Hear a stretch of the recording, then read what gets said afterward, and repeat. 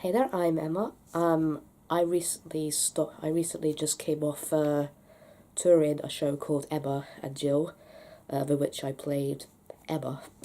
Emma and Gill was a school tour that recently just ended its 3-week run with Catherine Wheels and London Theatre Company. Catherine Wheels is a Scottish theatre company that tours shows for children in theatres and in schools. And London Theatre Company has about 17 or over people who identify with learning difficulties who are interested in acting. And as an autistic person who is interested in acting, I obviously come from London. I've worked with London since 2013, so just about 6 years now. I'm not quite sure where the idea for Emma and Gill came from. London did a couple of workshops with Catherine Wheels, and I guess the idea was given to them about showing, having people with disabilities coming into schools and doing a show. The play came about through workshops between me and Gill, so we would be given something to do, and the playwright would watch us, and it would be coming. A lot of the lines from the play actually came from our mouths, so there was quite a lot of snark and sarcasm coming out that went into the script, which I was quite pleased about. The hardest thing about the performing it was probably my singing. I identified more as an actor than a singer, and I had to sing about 3 songs. I know I don't sound it right now, but I'm actually a soprano, and some of the songs were quite low and almost down to E and D, which is very uncomfortable for me, but I did it.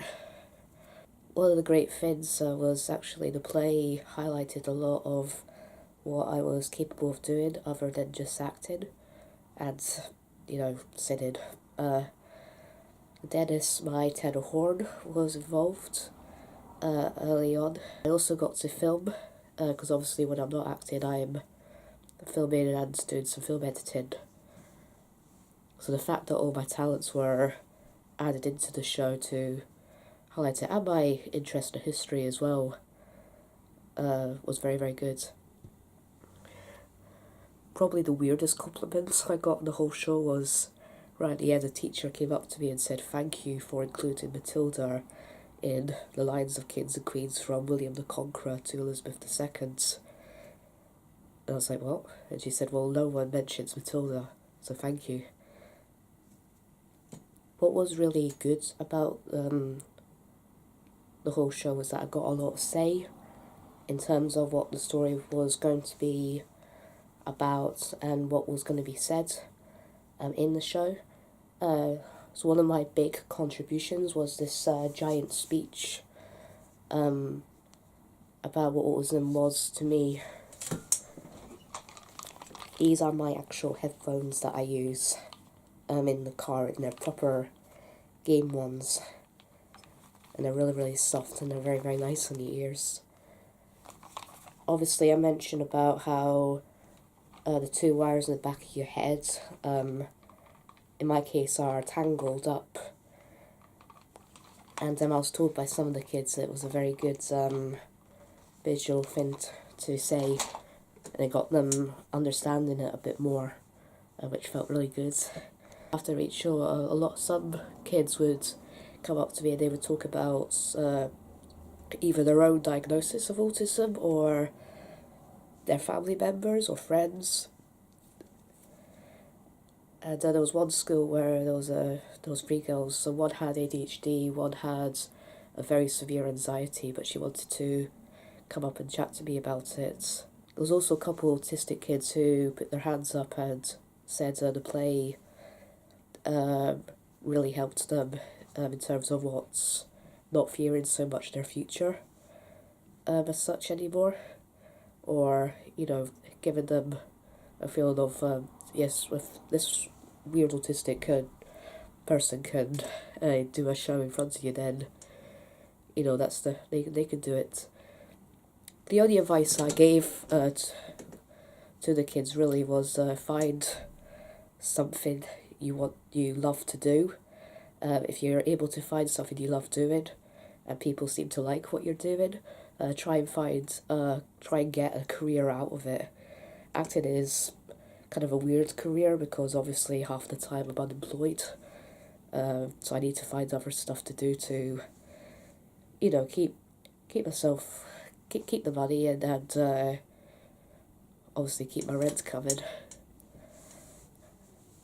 But most importantly, they need to find something they love doing so that in their adult life, it's fun to do and they like what they're doing. One question that haunted me, actually, I think this question came in almost every single school except two. Are you actually autistic? Yes. Obviously, I went into a bit of detail, like when I was 5, I was diagnosed with learning difficulties. Obviously, that meant they didn't know what it was I had. And then when I was 11, I was diagnosed with autism. The team did talk about how strange that question was, considering we'd done a whole show about how pretty much in every scene I mention that I have autism. But I think it was because the kids just wanted clarification that the person in real life had autism. And I don't think that's a bad thing at all. I would prefer it if people asked those sort of questions, then go home and wonder if I was or not. I'm happy to be open about it. Other people are not, but I am. Also, the best ending celebrations, I got a Domino's pizza and a Magnum, which always makes me happy. One of the things that I wanted for the show especially was for children especially, to see someone with a disability in their school doing work. Because often when people with disabilities come to schools, we tend to talk about our disabilities and, quote unquote, be doing inspirational speech. Emma and Gill is not an inspirational piece at all. It's just a story about two actors trying to come together, and it's a very confronting piece, especially for primary school age, because I wanted to, show them what impatience between both a neurotypical and autistic person was like. And what I found was that there was a lot of different reactions. Some kids very awkwardly laughed because they got the irony, and they found it quite funny because it was funny, but they were very uncomfortable laughing. I know some of the autistic kids in the audience were very offended at Gill. One kid actually shouted out, "You're stupid," and at one point the whole crowd booed. So it was always quite interesting responses every time we performed at different schools.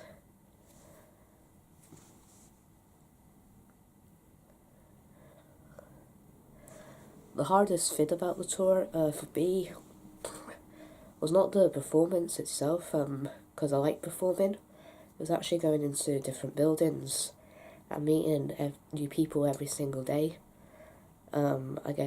Obviously I had help. Someone drove me from my house to whatever building we were performing in, but because of the new environment and the new people I'd have to face, I got very, very anxious before and after each show. And it got better as the tour carried on, but it was something I never really overcame. And the fact the rest of the team did their very best to make sure it was a calm environment for me really, really helped. Getting this opportunity to go into schools and to show children my story and to me what the disability of autism does for me, it was a privilege to do, a great opportunity. I would certainly love to do it again.